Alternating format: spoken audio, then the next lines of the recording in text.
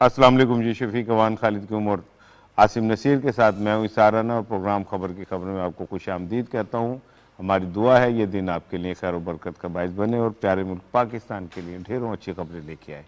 अखबारात ने अहम खबरों को किस तरह डिस्प्ले दिया, ज़रा एक नज़र डालते हैं।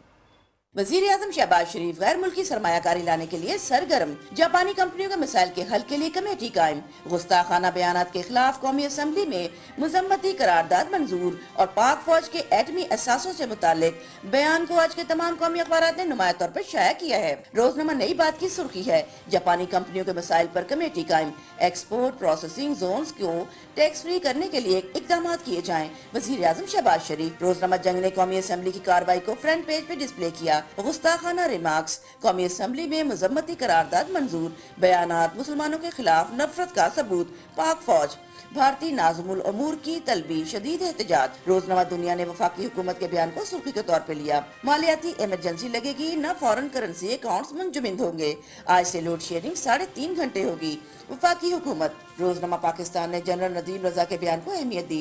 एटमी प्रोग्राम पर बेबुनियाद तबसरों से गुरेज किया जाए, जनरल नदीम रजा। रोजनामा नवाए वक्त ने इसी खबर के लिए इन अल्फाज का चुनाव किया। एटमी प्रोग्राम पर गैर जरूरी बेबुनियाद तबसरों से गुरेज किया जाए, जनरल नदीम रजा। कौमी असम्बली में इमरान खान के खिलाफ करारदाद मंजूर। रोजनामा खबरें ने भी इसी खबर को हाईलाइट किया। पाकिस्तान न्यूक्लियर प्रोग्राम पर कोई समझौता नहीं करेगा, जनरल नदीम रजा। रोजनामा एक्सप्रेस की सुर्खी के अल्फाज हैं, पाकिस्तान समेत मजीद इस्लामी मुल्कों का भारत से एहतजाज। डॉन अखबार की हेडलाइन स्टोरी है, compromise on country's nuclear program ruled out. इसी खबर को डेली टाइम्स ने फ्रंट पेज पर कवरेज दी। Military warns against unfounded views on nuclear program. The Nation की टॉप स्टोरी है, baseless comments on nuclear program should be avoided, chairman joint chiefs of staff committee. The News की lead story है, national assembly denounces blasphemy by BJP leaders. Express Tribune की main story है, Miftah rebuts talks of financial emergency. एक नज़र डालते हैं जी rundown पे। एटमी programme पर कोई समझौता नहीं होगा, तबसरों से गुरेज किया जाए, chairman joint chief of staff committee general Nadeem Raza. Load shedding खत्म करके दम लेंगे, वजीर आजम शहबाज शरीफ।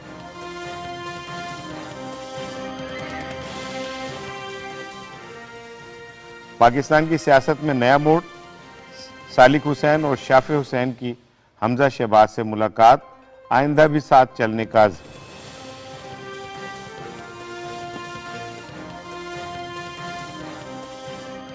पीटीआई में इस्तीफों और बाइकाट पर इख्तलाफात, अक्सरियत कौमी असम्बली में वापसी की ख्वाहां। मालियाती इमरजेंसी लगेगी, न फॉरेन करेंसी अकाउंट्स मुंजमद होंगे, वजीर खजाना मिफ्ता इस्माइल।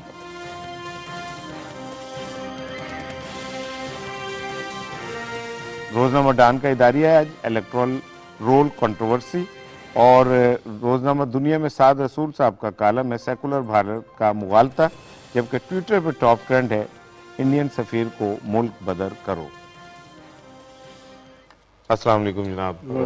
एक आपको स्लो सी और आहिस्ता आहिस्ता से गुड मॉर्निंग। आज तीनों हम जो हैं, मुझे ऐसा लगता है कि थोड़ा स्लो है, with the passage of time ज़रा गर्म हो जाएंगे। और 3 में 4 हम 3 का है, मैंने आपने 3 का। अच्छा, सॉरी, मैंने अपने आप को शायद शामिल नहीं किया। हम 3 में ये कह गए, हम 4 हम जो हैं वो अल्हम्दुलिल्लाह। कल सर प्रेस कॉन्फ्रेंस थी जनरल नदीम रजा साहब की, और उसमें उन्होंने कुछ चीज़ें, बड़ी हसास इश्यूज़ हैं जिन पे उन्होंने गुफ्तगू की। और सबसे अहम बात तो ये थी कि उन्होंने ये बड़ा जोर दे के कहा कि जो एटमी प्रोग्राम है इस पर बुनियाद तबसरे जो है ना वो ना किए जाएं। शफीक साहब, हमारी जो ये एटमी सलाहियत है, यही हमारी सबसे बड़ी दिफाई लाइन है, और इसके ऊपर अगर थोड़ी सी सियासत से बाहर आ जाया जाए तो बेहतर नहीं?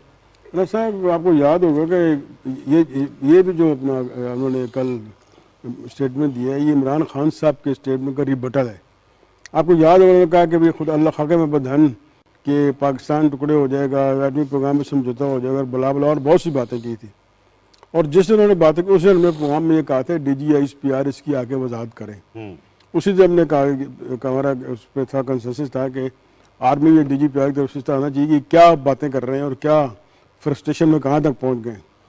बहरहाल अब इन्होंने ये इसकी वजाहत कर दी और मेरे ख्याल सियासतदानों को ना अपनी लिमिट बनाना चाहिए, दायरा खींचना चाहिए और वो दायरा जो है वो दायरे के लकीरें जो है वो हमारी कौमी सलामती एटमी सासे पहले ही बात कर चुके हैं हम कि आर्म फोर्सेस और जुडिशरी से हट जानी चाहिए।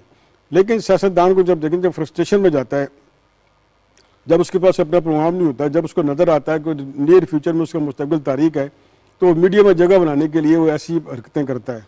और मैं ख्याल इसको अवॉइड करना चाहिए। अगर हम एटमी ताकत हैं तो हमें उनका मशकूर होना चाहिए जिन्होंने हमें यहाँ तक अपना सेल्फ डिटर्मिनेशन दिया, उन्होंने जिसमें जुल्फ़िकार अली भुट्टो फिर नवाज शरीफ साहब ने उसको पाया तकमील तक पहुँचाया। तो सियासत को है उसको सियासत तक रखें, सियासत को अपने कौमी इशूज़, कौमी मामला, कौमी सलामती के मामला, एटमी प्रोग्राम और इस पर फ़ौज पर तनकीद से बाहर रखें।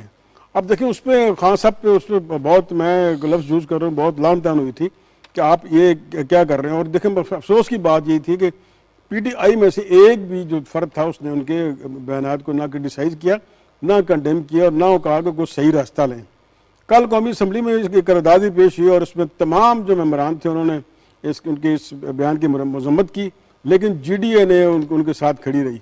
मेरे ख्याल है GDA को भी सियासत से हट के कौमी सलामती के इशू पे इकट्ठे होना चाहिए और उन्हें भी ये साथ होना चाहिए था।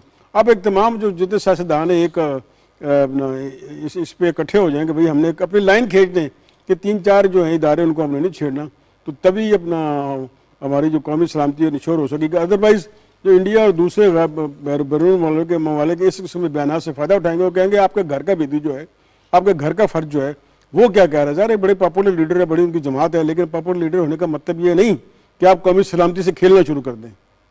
बिल्कुल ठीक है।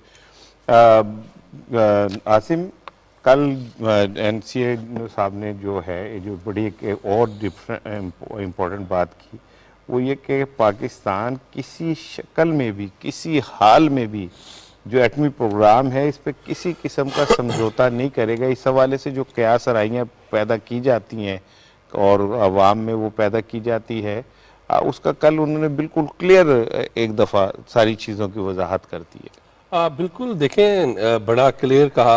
एक सेमिनार से उनका खिताब था जॉइंट चीफ्स का, joint chief staff of committee का, और उन्होंने जो बात की है ना, सबसे बड़ी जो उन्होंने बात की, मैं ये समझता हूँ कि उन्होंने बिल्कुल क्लियर कर दिया कि नेशनल कमांड अथॉरिटी जो है वही इस प्रोग्राम के ऊपर कोई रिस्पॉन्स देगी, तबसरे करेगी, और जो भी सियासी जमातें या कोई ये चाह रहे हैं कि इसे मुतनाज़ा बनाने की जो कोशिश कर रहे थे खान साहब जिस तरह कर रहे थे, वो उन्हें एक किस्म की शट ऑफ कॉल दे दी गई है। और देखें ये जौहरी सलाहियत जो है ना, ये हमारे मादरे वतन की सालमियत और दफा की ज़ामिन है। इमरान खान साहब ने या किसी भी सियासी जमात ने जब जब कोई कोशिश की है इस तरह की बात करने की, मुल्क तोड़ने की, तो उस पर ना सिर्फ पूरी कौम, हमारे अदारे हमेशा खड़े हुए हैं और फिर उस जमात के साथ उसी तरह निपटा गया है। तो इमरान खान साहब ने जो एक रविश शुरू की हुई है ना, मैं ना मानूं की, और वो इस हद तक गिर गए कि उन्होंने पाकिस्तान के दुश्मनों की लाइन ले ली।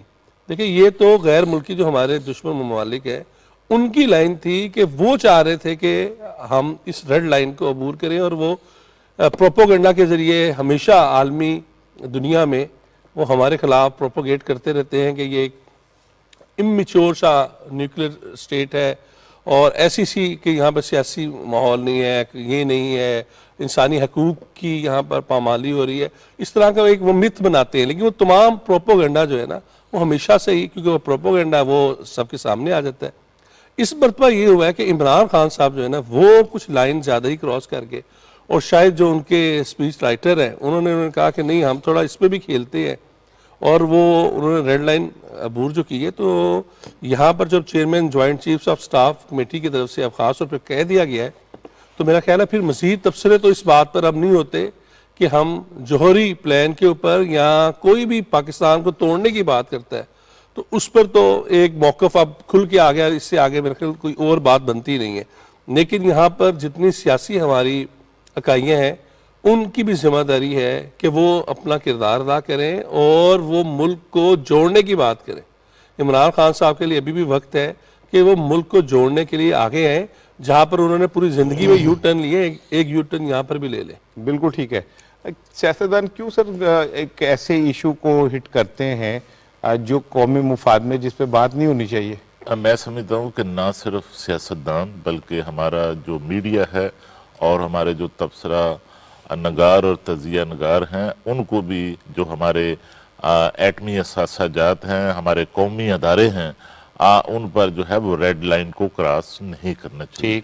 और यही बात जो हमारे chairman joint chief of staff committee हैं जनरल नदीम रजा साहब, उनकी तरफ से भी ये वाजे किया गया है कि देखिए कि हमारे जो एटमी असासे हैं वो पाकिस्तान की सलामती के जो हैं वो ज़ामन हैं, और इस वक्त जो है वो उनकी कमांड जो है वो एक ज़िम्मेदार जो है वो ढांचे में जो है वो मौजूद है। और पाकिस्तान का जो एटमी प्रोग्राम है शफीक साहब, उसका जो हिफाजती ढांचा है वो कौमी तकाज़ों को भी पूरा करता है और आलमी सतह पर बैन अल-अक़वामी जो तकाज़े हैं उनको भी पूरा करता है। ये बहस दरअसल शुरू हुई थी इमरान खान साहब का जो गैर जिम्मेदाराना बयान उनकी तरफ से एटमी असासों और पाकिस्तान के अदारों के हवाले से आया था। तो उसमें आपने देखा कि कल कौमी असम्बली में भी ये जो रियासत मुखालिफ जो बयानिया है इमरान खान साहब का, उसके खिलाफ जो है कौमी असम्बली में करारदाद मंजूर हुई, और इस करारदाद में कहा गया वाज़े तौर पर कि इस मामले पर इमरान खान साहब के खिलाफ जो है वो सुप्रीम कोर्ट से रजू करने की जो तजवीज़ है वो भी दी गई है, क्योंकि उनके इस बयानिए से पाकिस्तान की सालमियत को खतरात लाहक हो सकते हैं, पाकिस्तान के जो एटमी असासे हैं उनको खतरात लाहक हो सकते हैं। मैं समझता हूँ कि हमारे सियासतदानों को, मीडिया को, बल्कि तमाम जो तबकात हैं उनको जो हैं वो हमारे जो एटमी असासे हैं उन पर बात करने से, बहस करने से ग्रेज करना चाहिए। राजा साहब देखिए, एटमी प्रोग्राम ना मेरा है, ना आपका है, ना कौमी असम्बली का है, ना जुडिशरी का है, ना फौज का है, ना मुकन्ना का है, ये हमारे पाकिस्तान का, ये हमारी जो तहफ़्फ़ुज़ है सिक्योरिटी उसका ये एक उसका डिटरेंट है। अब सियासतदान जो है वो सियासत में ऐसे मामलात को क्यों लाते हैं? क्या वो सस्ती शोहरत चाहते हैं, कि क्या उनकी नीयत क्या होती है? देखिए शफीक साहब, एक अरसे से जब से पाकिस्तान एटमी कुव्वत बना है ना, जो पाकिस्तान मुखालफीन है ना, उनकी नज़र हमारे एटमी असासों पे है, और वो किसी ना किसी तरह इसे कंट्रोवर्शियल बनाने की कोशिश करते हैं। जबकि आपको पता है कि चेरनोबिल आपको याद होगा, उसमें रशिया में, फिर अभी मोस्ट रिसेंट पास में भारत के अंदर जो उनका एटमी प्लांट था उसमें जो लीकेज हुई और उससे कितना नुकसान हुआ। फिर उसके बाद आपके सामने है कि एटमी जोहरी जो वो मादा है वो पकड़ा गया भारत के वहाँ से चोरी होने के बाद बिकने के लिए। रशिया की कुछ स्टेट्स के सामने से भी है। पाकिस्तान ने जब से एटमी कुव्वत बना है इतनी जिम्मेदारी का मुजाहरा किया है कि आज तक हमारे इस हवाले से कभी एक इतने सी भी फ्लॉ सामने नहीं आया। और कल भी जनरल नदीम साहब ने इस बात को बड़े वाज़े अंदाज में कहा कि पाकिस्तान जो इंटरनेशनल स्टैंडर्ड्स हैं उनसे कहीं आगे जाके हम अपने असासों के हवाले से हमारे SOPs हैं जिस पे हम अमल कर रहे हैं। बदकिस्मती ये है कि पूरी दुनिया तो इस पे यकीनन हमारे एटमी असासों पे नज़र रखती है, लेकिन अंदर से पाकिस्तान के बाज़ औक़ात इस तरह की इन्वायरमेंट बना दी जाती है कि जो जो बाकी दुनिया है उसके पर्पस को सर्व करती है। आपने बहुत अच्छे, मैं तो हैरान हूँ, आपने मेरा माइंड पढ़ लिया। मैंने ये जुमले मैंने कहने थे जो आपने कहे कि एटमी असासा किसी की मिल्कियत नहीं है, ये 22 करोड़ पाकिस्तानियों के खून पसीने की कमाई के साथ बने हुए असासे हैं, और ये हमारी बका की जामिन है और इसकी हिफाजत भी हमारी जिम्मे। पाक फौज डेफिनेटली उसके मुहाफिज है, लेकिन 22 करोड़ अफराद भी इस हवाले से हम पाक फौज के साथ करें। सो मैं ये समझता हूँ कि खुदा का वास्ता है कि आप इन चीज़ों को ना डिस्कस करें, इन्हें ना कंट्रोवर्शियल करें, ये काम वो ना करें जिससे हमारे मुखालफों को फ़ायदा होता है। एटमी असासों पे कोई कंप्रोमाइज़ नहीं होगा। 22 करोड़ अवाम, सियासतदानों का मुझे नहीं पता, 22 करोड़ अवाम जो है वो पाक फौज के साथ इस हवाले से खड़े हुए और खड़े रहेंगे। कल सर वज़ीर आज़म साहब ने भी और वफाकी वज़रा ने भी लोड शेडिंग के हवाले से गुफ्तगू की और कल ये बताया गया कि आज से लोड शेडिंग का दौरानिया का कम हो जाएगा और कल ही हमारे प्रोग्राम में वफाकी वज़ीर साहब ने ये कहा था कि विदिन 15 डेज हम इसको काबू पा लेंगे। तो जो वज़ीर आज़म ने ये कहा था कि 2 घंटे तक लेके आए, आज इतलात ये हैं कि 3 घंटे तक आ जाएगा और विदिन 1 few डेज हम ये 2 घंटे तक चला जाएगा। तो बहुत बड़ी अचीवमेंट होगी ये अगर ये कारनामा अंजाम दे देते हैं इन हालात में जब हम क्राइसिस में हैं एनर्जी के। देखिए, प्राइम मिनिस्टर हमेशा से कंसर्न रहे हैं उन प्रोजेक्ट से जो पाकिस्तान की मईशत को मजबूत करते हैं और जो आवाम की सहूलतों के लिए हैं। अब देखें, जब लोड शेडिंग जो है एक तो अजाब है कि अब घरों में बिजली नहीं है या लोग गर्मी की वजह से तड़प रहे हैं, लेकिन असल जो है कि हमारी इंडस्ट्री मुतासर हो रही है। अब देखें, अब वो लोग चाह रहे हैं कि शहबाज शरीफ के पास कोई मैजिक स्टिक है, वो हलाएंगे और वो हो जाएगा। जो 3-4 साल में खराबियाँ हुई उनको दूर करने में टाइम लगेगा। अब उसमें अगर पावर प्लांट कुछ बंद थे या बाकी जो चीज़ें थी उनको सही करने के लिए ये नहीं कि आप स्विच ऑन ऑफ किया और वो हो गए। इनकी नीयत ठीक है, ये कर रहे हैं। और कल खुर्रम दस्तगीर साहब ने यही कहा कि भाई इसका रिजल्ट आ जाएगा। आज शायद कल शायद खाना बासी साहब ने कहा कि 3 से 3-3.5 घंटे पे आ जाए और ग्रेजुअली जो है वो उसको हम 2 घंटे पे लेंगे, जो कि प्राइम मिनिस्टर साहब ने ऐलान किया था। अब जो अपना पॉलिटिशियन है, कोई मीडिया हाउसेज उसको तनकीद का निशाना बना रहे हैं। ये भूल जाते हैं कि भाई ये ऑन ऑफ स्विच नहीं है, उस पर पावर हाउस को एक्टिवेट करने के लिए, उसकी रिपेयर करने के लिए टाइम लगता है और उसको ये नहीं कि आप ये कहा और हो गया। बिल्कुल ठीक। लेकिन ज़रा सियासत करते हैं, सियासतदान तो सियासत करते हैं, लेकिन अफसोस कि हमारे कुछ मीडिया हाउसेज भी उसको अब जानते बूझते कि इस पर कितना टाइम लगता है, क्या अगर चीज़ को ख़राब है उसको टाइम लगता है। फिर वो कहते हैं जी इमरान खान के दौर में लोड शेडिंग नहीं थी।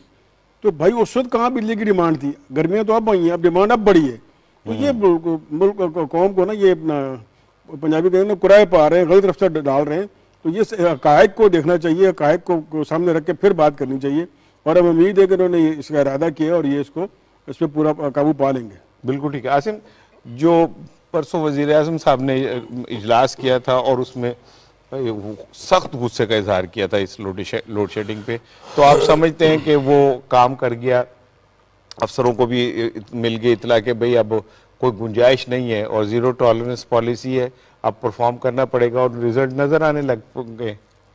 बिल्कुल। देखिए, इस वक्त जो जिस तरह ना कि इस वक्त मौसम गर्मा भी इस पर पीक में है और ये माजी के गुज़िश्ता 10-20 साल से भी ज़ायद हुआ है कि हीट वेव जो आई है और महकमे मौसमियात के मुताबिक भी अनयूजुअल है, पूरा ग्लोबल चेंज की वजह से सब चीज़ें हो रही हैं। तो जो अचानक गर्मी के बढ़ने से ना सिर्फ क्योंकि शदीद गर्मी पड़ रही है तो इसकी तलब भी हमारी उस तरह है, तो 25,000 मेगावाट तो हमें इस वक्त चाहिए इस सिस्टम को चलाने के लिए। जबकि जो गुज़िश्ता कल तक का जो था दादुशुमार उसमें कहा जा रहा था 18 से 20,000 के करीब जो है ना इसकी मेगावाट ये इसकी प्रोडक्शन शुरू हो गई और आज कह रहे हैं 21,000 मेगावाट हो जाएगी, जिसके बायस ये बिजली है वो 3.5 घंटे तक पंजाब भर में और मुल्क के दीगर शहरों में जहाँ पर लोड शेडिंग होगी वो कंट्रोल लोड शेडिंग करेंगे, क्योंकि अभी भी 4,000 मेगावाट का है और आने वाले दिनों में थोड़ा सा बारिशों का भी इम्कान है, उससे भी बिजली का जो है ना सिस्टम वो आपकी बेहतरी होगी। साथ साथ जो पावर आपके हाउसेस थे उन्हें भी चला दिया गया है। असल में देखिए, इस वक्त जो तमाम सूरत हाल है ना, हम इमरान खान को इल्ज़ाम दें, हम इस हुकूमत को इल्ज़ाम दें, हम उससे पिछली हुकूमत को इल्ज़ाम दें, उससे काम नहीं चलना। काम तो ये चलेगा कि अवाम भी अपने आप को, जहाँ पर आपको 4 आपने लाइट चलानी है वहाँ पर आप 2 चला लें, जहाँ पर आपने 2 AC लगाने हैं वहाँ पर आप एक से AC कर लें। असल में ये हमें खुद से ही बचत करनी होगी और उसके बाद ही सिस्टम आपका आगे चलेगा। हुकूमत बिल्कुल कोशिश कर रही है, उन्हें कोशिश करनी चाहिए, क्योंकि ऑब्वियसली लोग इसे पैसे दे के आपको ले रहे हैं। लेकिन एक देखें, एक फैक्टर एक और भी आ रहा है कि इस वक्त जो मौजूदा महंगाई की हम बात करते हैं ना, तो वहाँ पर एक तो कॉस्ट ऑफ द इलेक्ट्रिसिटी है वो बहुत ज़्यादा बढ़ गई है। तो लोगों में शायद ये भी एक गुस्सा है कि यार हम तो पिछले साल इस्तेमाल कर रहे थे 40,000 की, आज हम उसका बिल दे रहे हैं 85,000। तो वो ये भूल जाते हैं कि पिछली हुकूमत जनाब IMF के आपको सर्दियों के अंदर ना बड़े गर्म रेट्स आपको दे गई हुई है और आने वाले दिनों में बढ़ रहे। तो ये तमाम जो चीज़ें हैं इसके लिए अब यही हल है कि हमें खुद से भी आगे होना होगा, हुकूमत के साथ मिलना होगा। उसके साथ एक फाइनल ये है कि हमारे जो मुख्तलिफ पार्क्स हैं वहाँ पर हमें जल्दी रात को लाइट्स वगैरह बंद करनी, जितने पब्लिक मुकामात हैं वहाँ पर हमें बिजली की बचत करनी होगी। ख्वाजा आसिफ साहब ने जो तजवीज़ दी ना 2.5 दिन छुट्टी की, मेरा ख्याल ये बड़ी अगर मावन होगी अगर इसे संजीदगी से लिया जाए। बिल्कुल बिल्कुल ठीक है। वफाकी वज़रा ने जो कल प्रेस कॉन्फ्रेंस की, शायद खाकान अब्बासी साहब, साबिक वज़ीर आज़म साहब ने भी, खुर्रम दस्तगीर, मरियम औरंगज़ेब साहिबा भी थी, तो उनका ये कहना है कि पिछली हुकूमत ने 1 मेगावाट बिजली भी पैदा नहीं की। देखिए राणा साहब, मैं आपको बताऊं कि पिछली हुकूमत ने जिस तरह पाकिस्तान की मैशत में बारूदी सुरंगें जो हैं वो नई हुकूमत के लिए बिछाई थी, उसी तरह तवानाई के शोबे के अंदर भी जो बारूदी सुरंगें हैं वो बिछाई गई थी। और सबसे बड़ी जो बारूदी सुरंग थी वो ये थी कि 7000 मेगावाट के जो बिजली के मंसूबे थे, तवानाई के पैदा करने वाले जो कारखाने थे वो बंद थे। एक तरफ वो जो है वो फ्यूल जो है काफ़ी अरसे से जो है वो बाहर से नहीं मंगवाया जा रहा था इन कारखानों को चलाने के लिए, और कुछ कारखाने जो हैं वो फनी खराबी की बुनियाद पर बंद कर दिए गए, और इस तरह मजमूई तौर पर 7000 मेगावाट के जो बिजली के मनसूबा जात थे वो बंद थे। और दूसरा मैं आपको बताऊं कि जिस तरह जब 2013 में जो है वो नून लीग की हुकूमत आई और नवाज शरीफ साहब वज़ीर आज़म पाकिस्तान बने और शहबाज शरीफ साहब वज़ीर आला पंजाब बने, तो उस वक्त भी जो है हमारे वज़ीर आज़म शहबाज शरीफ साहब ने तवानाई का उस वक्त भी बड़ी बदतरीन सूरत हाल थी और लोड शेडिंग पर काबू पाने का जो चैलेंज था वो कबूल किया था, और सबसे ज़्यादा तेज़ रफ्तारी के साथ शफीक साहब उस वक्त भी मनसूबा जहाज जो हैं तवानाई के मनसूबे पंजाब में लगाए गए थे।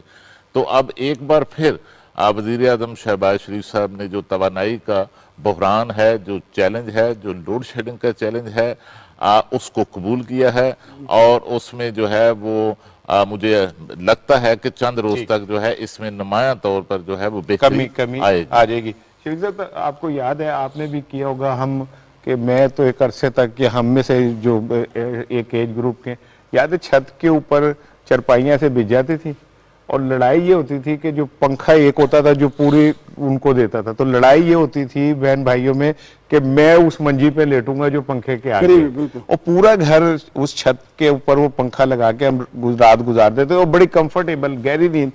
अब आज हम जिस अल्लल्ले तलल्लो में, एक ऐसी कौम जो कर्जे में जिसका बाल बाल बिंधा हुआ है, एक ऐसी कौम जो शदीद तरीन माली क्राइसिस का शिकार है, एक घर में 3-3 4-4 एसी चल रहे होते हैं, और अगर बाप, आप मेरे जैसा, शफीक अवान जैसा, आप जैसा, ये हम उठ के आधी रात को अगर वो बंद कर देना तो पता नहीं बच्चों में अलार्म लगा हुआ है, उनका कौन सा मैकेनिज्म है कि ऐसे हम बंद करके लेटते हैं वो उठ के फिर ऑन कर देते हैं। हम खुद भी तो साल पसाल हो गए ना, हमने जिंदगी, हम याद है साइकिल के ऊपर निकलते थे और पूरा शहर फिर के आगे घर बैठ जाते थे। अब बच्चे बैठते बाद में है, एसी गाड़ी का पहले लगा देते। तो हमें भी थोड़ा सा इस बात को समझना चाहिए कि कौम को भी कंट्रीब्यूट करना, खाली सियासतदानों पे ना डाल दे सारा कुछ, हमें खुद भी अपनी जिम्मेदारी का मुजाहरा करना चाहिए। और मैं ये समझता हूँ कि हम चारों की राय ये कि हमारे इस प्रोग्राम के तवज्जुह से भी कि भाई खुदारा अगर क्राइसिस है तो इस क्राइसिस को हम सब ने मिलकर डील करना है और हमने सब ने मिलकर अपने करैक्टर से इससे बाहर निकलना है। तो इस पे ज़रा थोड़ा सा ज़रूर ख्याल रखिएगा। क्योंकि जब कल बड़ा वो जो काफ लीग के मुतालिक एक ये था कि जी बड़ा उनमें इत्तेहाद और वो एक माजी की बड़ी अजीम दास्तानें और रवायत, कल वो मुझे लगता है टूटती हुई नज़र आई। और कल सालिक साहब और शाफे साहब जो हैं उनकी हमजा साहब से मुलाकात हुई और उसमें उन्होंने उन्हें ये यकीन दिलाया कि आपकी सियासत के साथ हम खड़े। तो परवेज़ इलाही साहब की सियासत और मोनस इलाही की सियासत अब कहाँ खड़ी है? अब देखें, जो मुस्लिम काफ की जो मेजॉरिटी सेंटर में पार्लियामेंट्री पार्टी है ना, वो उन्होंने हुकूमत से इत्तेहाद कर लिया है। सही है। अब माइनॉरिटी रहेगी इधर, और ये इसका असर आगे पंजाब में पड़ेगा। कल ये मिले और उन्होंने कहा है कि हम आइंदा 20 साथ चलेंगे। ये बहुत बड़ा स्टेटमेंट है। इसका मतलब है कि चौधरी फैमिली जो है, जो उनके अपना सियासी स्ट्रेंथ थी और एक पार्लियामेंट्री स्ट्रेंथ थी, वो स्क्वीज होके अब होगी, और वो अब आगे जो मंजर नज़र आ रहा है उसमें एक दूसरे के साथ नहीं चलेंगे। और मेरी पुराना ताल्लुक है इनसे, बहुत पूरे ख़ानदान से। अब वो कहते हैं कि भाई हमें तो परवेज़ इलाही साहब ने आगे आने नहीं दिया हमें, क्योंकि हमारे वालिद जो थे वो पहले चौधरी साहब लीड करते थे, तो मामला दुरुस्त थे। लेकिन वो कहते हैं हमें परवेज़ इलाही साहब ने आगे आने नहीं दिया और हम इसलिए अपनी एक सियासी लाइन ले रहे हैं। सही है। और बिल्कुल वो हक बजाने पे। फिर मैंने पूछा कि वो जो आपने सेंटर में जो आपकी पार्टी मेजॉरिटी, उन्होंने बताया कि हमारी मेजॉरिटी पार्टी सेंटर में अलहदा हो गई है। तो मैंने कहा यहाँ जो है, अगर इस वक्त सदर हैं चौधरी शुजात साहब हैं, अगर पंजाब में कल कला को वोट का मसला होता है तो फिर तो चलेगी बात उनकी, शुजात साहब की चलेगी। वही जो डिक्लेरेशन देंगे तमाम पार्टी जो मेम्बरान है पार्लियामेंट के, वो उनके उस पर चलेंगे। वो कहते हैं अभी इस नौबत नहीं आई, लेकिन हमने अपना वाज़ा कर दिया कि हम अपनी लाइनें अलहदा कर ली हैं, हम अब चलेंगे मुस्लिम लीग नून के साथ। अब देखिए सारे पुराने मुस्लिम लीगी हैं। अब परवेज़ इलाही साहब को बड़ी ऑफर हुई थी कि वो आपको पता है जो कि आप हमारे मुतफ़क्का स्पीकर होंगे, फिर वज़ीर का भी कहा गया, लेकिन उनको पता नहीं क्या मसला हुआ कि वो दूसरी, उन्होंने लाइन क्रॉस करके दूसरी से चले गए और फिर उन्होंने भुगता भी। अब देखो जब आदमी जो ना फ्लो के साथ ही ना चलता या जो सही फैसला नहीं करता, उसको अब ऐसे मसाइल का सामना करना पड़ता है। बिल्कुल सही। अब चौधरी फैमिली के बारे में बिल्कुल ठीक कहा था, वो कहा जाता था कि यक जान है, यक जाएं, लेकिन चौधरी ज़हूर इलाही के बाद फिर चौधरी शुजात साहब ने इसको इकट्ठा किया। लेकिन अब जो है नज़र आ रहा है कि ये अलहदा हो गए और ये मुस्लिम लीग नून के कैंप में ही आएंगे या इनके साथ चलेंगे या इनको ज्वाइन कर लेंगे। और ये पैदा हो गई यानी, और ये तफरीक क्यों पैदा हुई है? सिर्फ चौधरी परवेज़ इलाही की एक गलत फैसले की वजह से। बिल्कुल ठीक है। आसिम, जो मुनर्रिफ अरकान के ऊपर एलिगेशन है कि उन्होंने पार्टी क़यादत और पार्टी फैसले की रुगर्दानी करते हुए ये किया, तो अगर काफिली को देखा जाए तो जो शुजात साहब अगर सरबराह हैं और परवेज़ इलाही साहब अपनी मर्जी करते हैं, तो ये तो उन पे भी लागू होती है सिचुएशन। बिल्कुल होती है। और ये शफीक साहब ने सबसे पहले ही कहा था कि अगर ये सदर हैं तो फिर इसका मतलब है कि चौधरी परवेज़ इलाही तो ये नीचे हैं, वो पंजाब के सदर हैं, तो डिसिप्लिन तो फिर चौधरी शुजात हुसैन साहब का मानना पड़ेगा। देखिए ये सारी जो सूरत हाल है ना, ये असल में जहाँ पर ये सियासी है ना, एक सियासी आपको पता है कि ख़ानदान जो लेगेसी चौधरी ज़हूर इलाही साहब की है, वो तो बेसिकली चौधरी शुजात साहब उनके बेटे और उनके आगे फिर ग्रैंड सन्स ने लेके चलनी थी। लेकिन चौधरी परवेज़ इलाही साहब क्योंकि हर जो फैसले में वो इस वक्त उनके बड़े बने हुए थे, क्योंकि चौधरी शुजात साहब की जो सेहत के मसाइल के बाद से अचानक ही उनकी सेहत बहुत बुरी तरह ख़राब हुई और उसके बाद फिर वो बोलने की भी सलाहियत उनकी काफ़ी कम हो गई।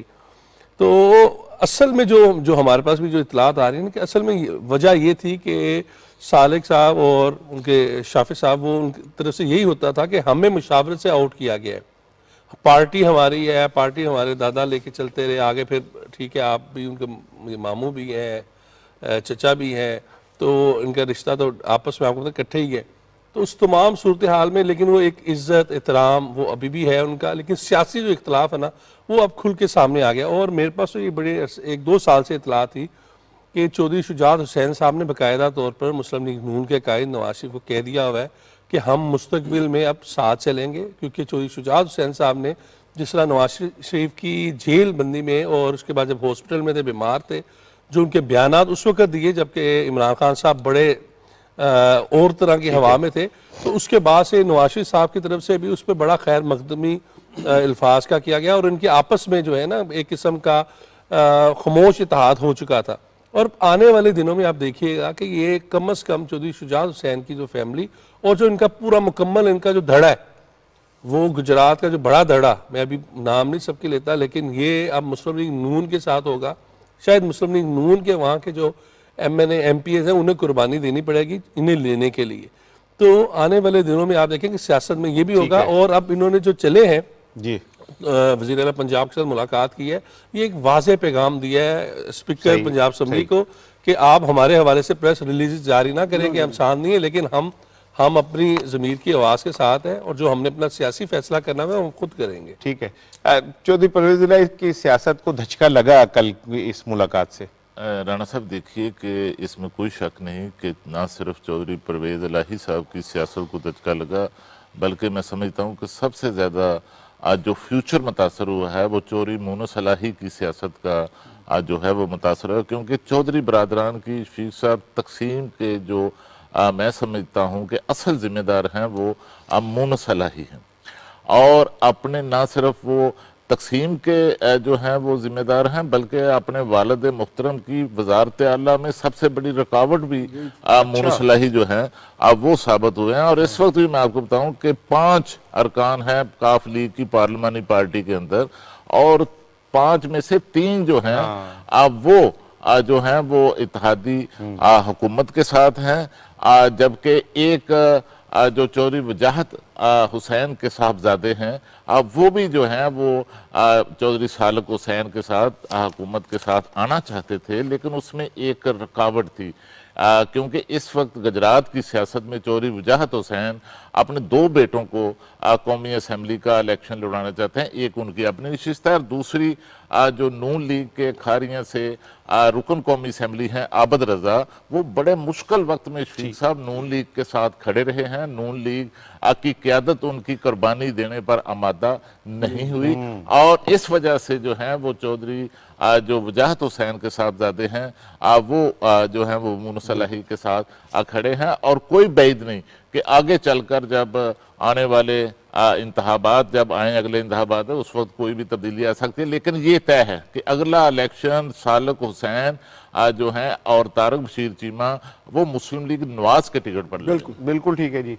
एक ब्रेक ले रहे हैं जी और ब्रेक के बाद बात करेंगे। पीटीआई में इख्तलाफात हैं इस्तीफों के हवाले से और असम्बली के बाइकाट के हवाले से। बिलाल यासीन साहब हमारे साथ लाइन पर। अच्छा ठीक है, बिलाल साहब अस्सलाम वालेकुम। जी हेलो अस्सलाम वालेकुम। बिलाल साहब, हम बात कर रहे थे पंजाब की सियासत में कल सालिक साहब और शाफे हुसैन साहब की हमजा साहब से मुलाकात हुई और उस मुलाकात में उन दोनों ने हमजा साहब को यकीन दिलाया कि आने वाली सियासत में उनके साथ चलेंगे। तो काफ लीग की सियासत अब आप समझते हैं कि पंजाब में तकसीम नहीं हुई बल्कि उसका जो तवाजुन है वो ख़त्म होके नून लीग के पलड़े में चला गया?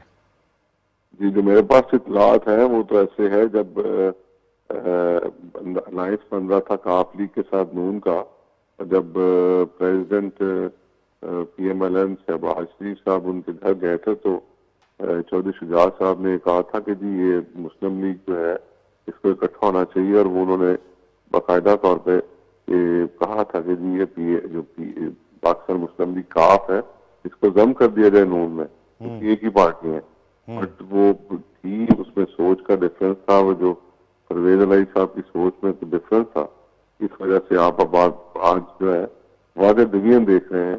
तो जो शुजात साहब की जो फैमिली वो PMLN की तरफ नजर आती है, बाकायदा तौर पे उनकी सोच मिलती हुई नजर आती है, और जो परवेज अलाई साहब है और मोहन साहब है वो दूसरी तरफ बैठे हुए हैं। ठीक है, मैं समझता हूँ कि बदकिस्मती ये इतना नहीं होना। ठीक है बिलाल साहब, ये बताइएगा कि पंजाब के हवाले से काबीना के वज़रा ने तो हल्फ उठा लिया, लेकिन अभी पोर्टफोलियोज के हवाले से कुछ थोड़ा सा मुंतज़िर हैं अवाम के, एक दफ़ा क्लैरिटी आए तो ये कब तक आ जाएगी? नहीं मेरे भाई, अभी तक ना पूरी कैबिनेट की जो है ना तश्कील नहीं हुई।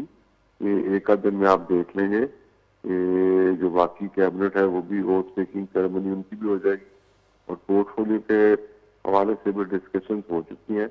ये आने वाले चंद दिनों में तय पा जाएगा, क्योंकि इंडिपेंडेंट हैं जिन्होंने अपना जो वजन है वो PMLN के पलड़े में रखा है, उनको अकोमोडेट करना है। पीपल्स पार्टी साथ हमारे अलाइज है, उनको साथ लेके चलना है। तो ये इस वजह से चीजें तय होने में थोड़ा सा डिले हुआ। और आपको ये भी पता है कि जो यहाँ पे तमाशा चला है पिछला 1 महीना से ज्यादा टाइम, तो ये जो गवर्नर थे वो तो पाकिस्तान के आइन के तहत उन्होंने हलफ लिया था, मगर उन्होंने तो जो किरदार अदा किया वो भी तारीख हमेशा याद रखेगी। बिलाल साहब बिल्कुल बिल्कुल ठीक है, ऐसे भी डिले हुए जी बिल्कुल ठीक है। ये बताइए कि पीपल्स पार्टी के साथ भी वजारतों की तकसीम और महकमों के उसके हवाले से मामला तय हो गए हैं? कुछ इस तरह की खबरें थी कि कोई दोनों के दरमियान इस हवाले से कोई थोड़ा डेडलॉक सा था।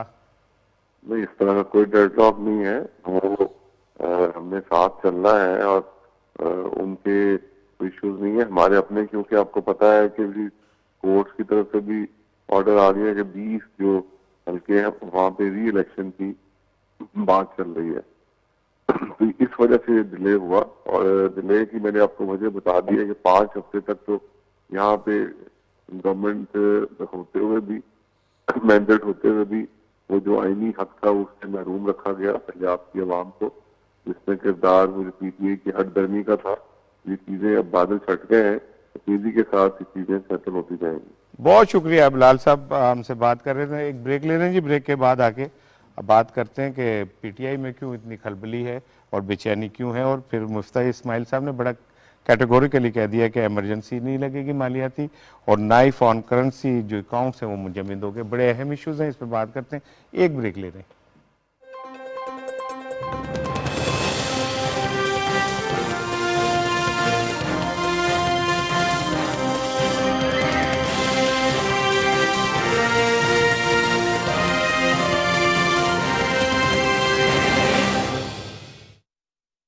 बढ़ रही है गर्मी, एहतियात है लाजमी। हीट स्ट्रोक के मुज़िर असर से बचाव के लिए एहतियाती तदाबीर पर अमल लाजमी करें। धूप में गैर जरूरी घर से बाहर जाने से इज्तनाब करें। बाहर निकलते वक्त सर को ढांपें, पानी बार बार पिएं और कोल्ड ड्रिंक से इज्तनाब करें। एयर कंडीशन माहौल से अचानक बाहर न निकलें। खुले हल्के रंग के कपड़े पहने। तेज धूप और घुटन में मशक्कत से गुरेज करें। ज्यादा पसीने की सूरत में निमकोल, शिकंजबीन पिएं।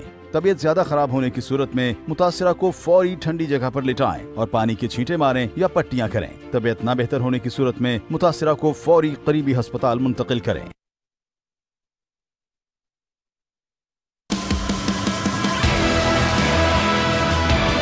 खेलों की दुनिया अब आप देखेंगे एक नए अंदाज में। चाहे बात हो क्रिकेट के बढ़ते जुनून की या फुटबॉल की दुनिया के जोश की, हम लाए हैं आपके लिए सब, तबसरों से लेकर खेल के उभरते हुए सितारों। खेलों में खवातीन के जमते हुए कदम, NBA, मोटर स्पोर्ट्स और दीगर खेलों पर गुफ्तगू, हार और जीत का हर जाविया हम लेके आए हैं आपके लिए। देखते रहिए स्पोर्ट्स 360 सिर्फ पीटीवी न्यूज पर।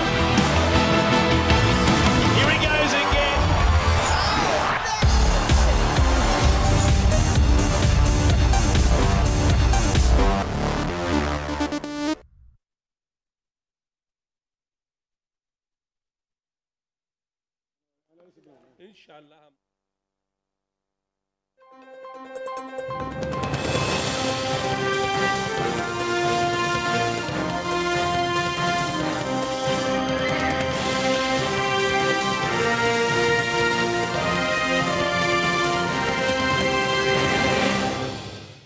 जी वेलकम बैक। और हम बात कर रहे थे कि पीटीआई में इस्तीफों और कौमी असम्बली के बाइकाट के हवाले से इख्तलाफात की खबरें सामने आ रही हैं, और अक्सरियत की ख्वाहिश ये है कि कौमी असम्बली में वापसी की जाए और वहाँ जाके अपना किरदार अदा किया जाए।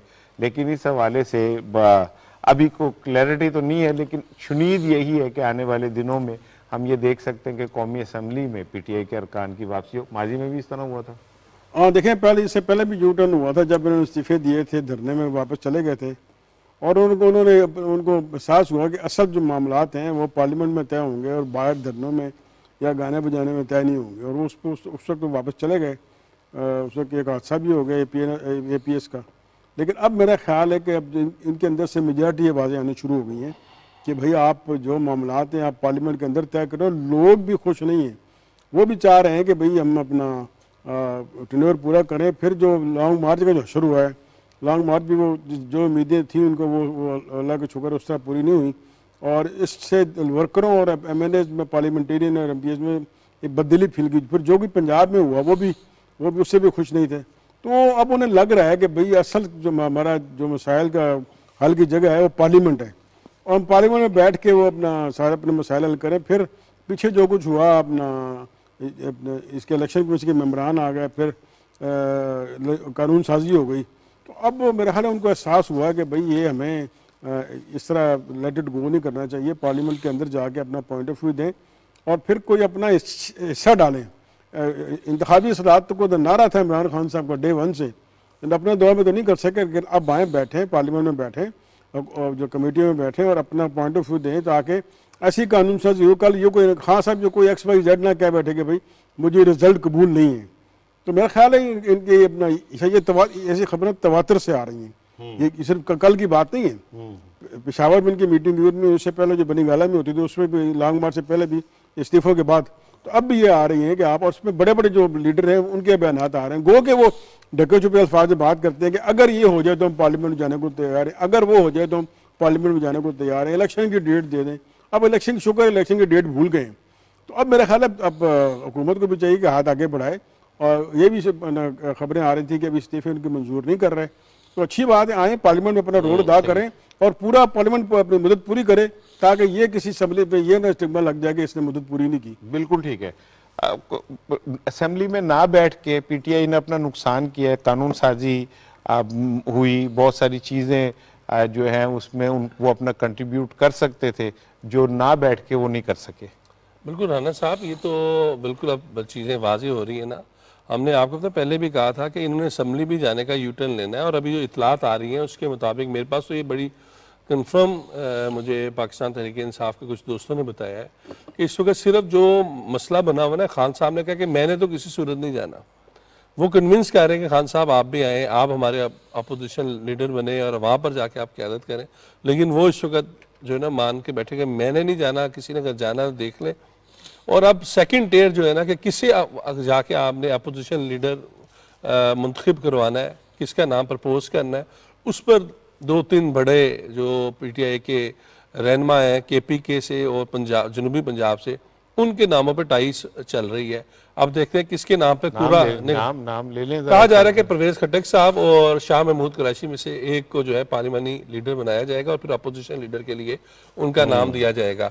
तो इसके ऊपर काफ़ी ज़्यादा काम चल रहा है और देखते हैं कि किसके नाम पर पूरा निकलता है, क्योंकि इमरान खान साहब ने तो बड़ा क्लियरली कह दिया है कि अब जो मर्जी हो जाए, मैंने इस्तीफ़ा दे दिया, मैंने अब इस इम्पोर्टेंट हुकूमत, वो जो उनका नैरेटिव अपना है, वो कह रहे हैं मैंने तो नहीं जानना। बात यह है कि अगर उनकी जमात भी आ जाती है, उनकी जमात के 10 लोग भी अगर आके बैठ जाते हैं, तो फिर वो कहाँ पर बयानिया गया। फिर बात उधर से अगर हम आगे बढ़ाते हैं कि आप ज़िमनी इंतखाब 17 जुलाई का हो रहा है, आप इलेक्शन लड़ने जा रहे हैं, आप तो फिर इसी सिस्टम के लिए इलेक्शन लड़ने जा रहे हैं, तो आप अवाम को क्यों इतना कन्फ्यूज़ कर रहे हैं कि जनाब एक तरफ आप कहते हैं ये हुकूमत ठीक नहीं है, दूसरी तरफ आपके हलाल है तमाम सूबाई असम्बलियाँ, केपीके में आप जनाब तमाम इख्तियारात को एंजॉय कर रहे हैं, पंजाब में आपको पता है कि अगर नंबर गेम हमारे हाथ में आ गई तो फिर हमारे पास हुकूमत आ सकती है।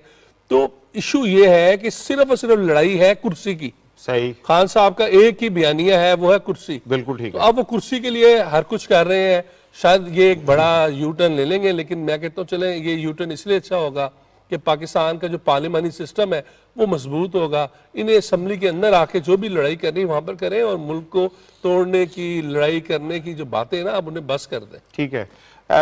मिफ्ता इस्माइल साहब ने कल एक बड़ा ऐलान किया और उन्होंने कहा कि कोई मालियाती इमरजेंसी नहीं लग रही, और स्टेट बैंक ने भी अपनी इस हवाले से कहा कि फॉरेन करेंसी, रोशन डिजिटल अकाउंट्स, सेफ्टी डिपॉजिट सब महफूज हैं, और इस हवाले से जो खबरें फैलाई जा रही हैं वो बिल्कुल लोगों के अंदर एक तशवीश पैदा करने की कोशिश है और कुछ नहीं है। राणा साहब, आपने देखा कि जो पीटीआई का लॉन्ग मार्च था, वो सारा जो है लॉन्ग मार्च जो है वो पीटीआई ने सोशल मीडिया पर जो है वो लड़ा, और जिस वजह से सियासी मैदान के अंदर लड़ने की बजाय सारा जो जोर था पीटीआई का वो सोशल मीडिया पर रहा, और इसमें जो है फिर इमरान खान साहब को नाकामी का जो है वो सामना करना पड़ा।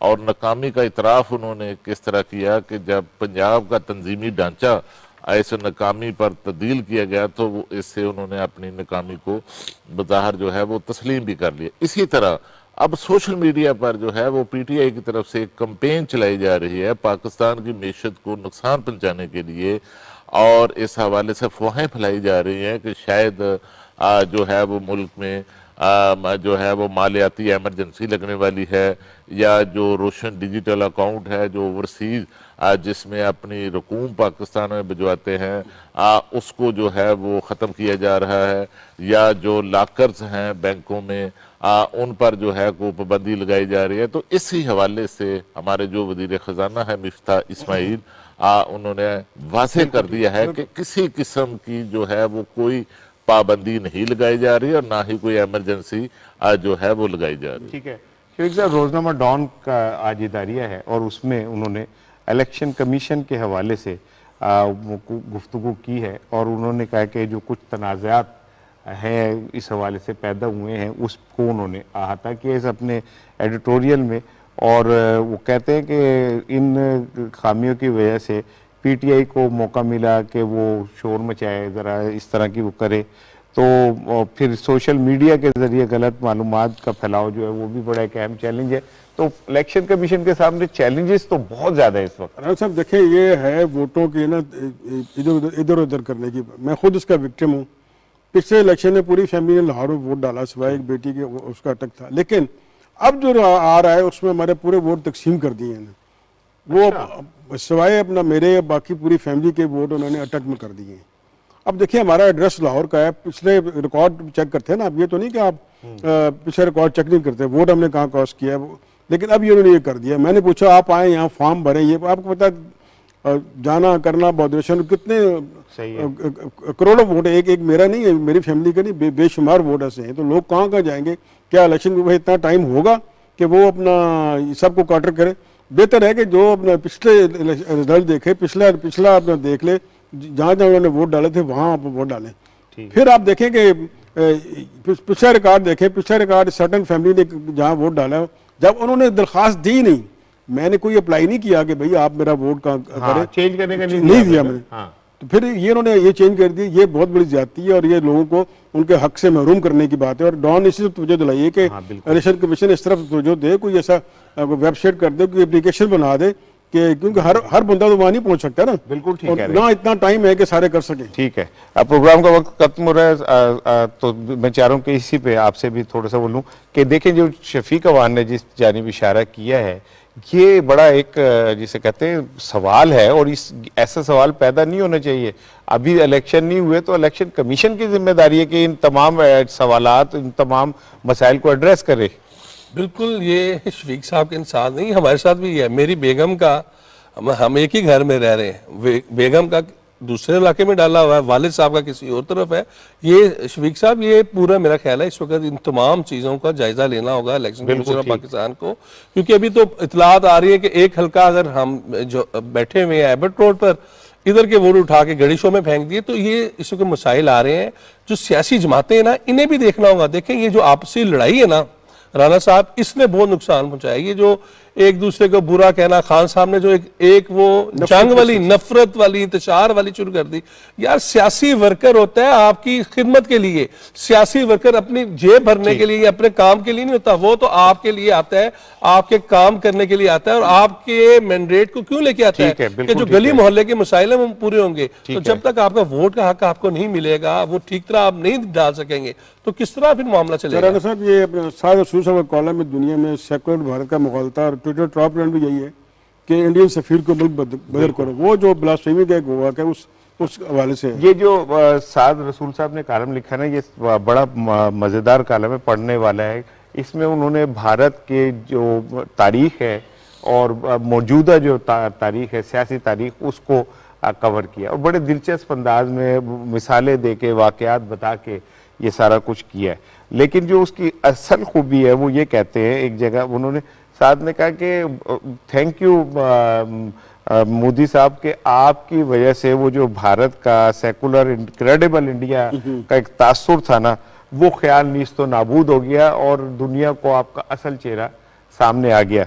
इसी तरह जो इनकी नस्ल परस्ताना वो हैं पॉलिसीज, और जिसमें सबसे ज़्यादा हर्ट मुसलमान हो रहे हैं, उसका भी एक फ़ायदा ये हुआ कि कायदे आज़म अलैहिर्रहमा का वो दो कौमी नज़रिया एक बार फिर सच साबित हो गया कि भारत में मुसलमानों के साथ जो सलूक हो रहा है वो बहुत 1947 का फैसला बिल्कुल दुरुस्त था।